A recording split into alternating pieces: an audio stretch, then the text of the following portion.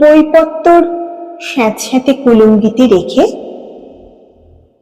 ছেলেটা যখন ইটভাটায় কাজে লাগলো, বয়স কত হবে ওর? মেরে কেটে 13 কি 14, বা কিছু কম হতে পারে। বাপটা মাতাল, মাটা টিবি রোগী। পড়াশোনা করলে এদেশে ভাত আসবে না, সে বয়সেই বুঝে নিয়েছিল হাড় চিড়চিড়ে ছেলেটা। তাই ঝাঁকড়া চুলের মাথায় তুলে নিয়েছিল ইটের বোঝা। ইটের নিচে চাপা পড়ে হলুদ হয়ে গিয়েছিল একটা 13 বছরের সাদা চাপা ফুল গাছ।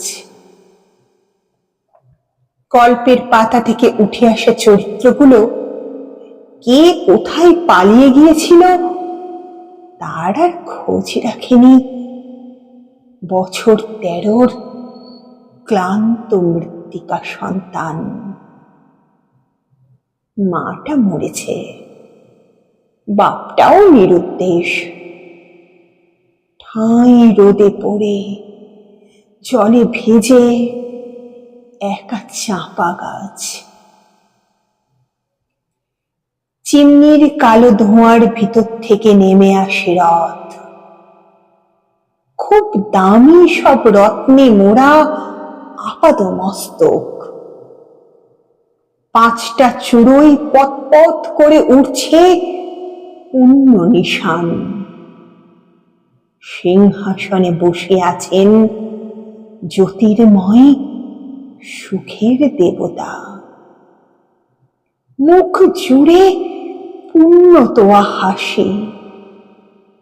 রথ থেমে যায় 13 বছরের মৃত্তিকা পুত্রের সামনে। সুখের দেবতা নেমে আসেন বালিময় খোয়াময় মাটিতে। কি তার দীপ্তি, কি তার রূপ, কি তার ছটা, চোখ বুজে আসে। কি চাও তুমি? সুললিত কণ্ঠে জিজ্ঞেস করে সুখের দেবতা। মা ফিরে আসুক, বাবা ফিরে আসুক, আর কুলুঙ্গি থেকে নেমে আসুক ওই পাখিগুলো। চাঁপা গাছ বলে। নমস্কার।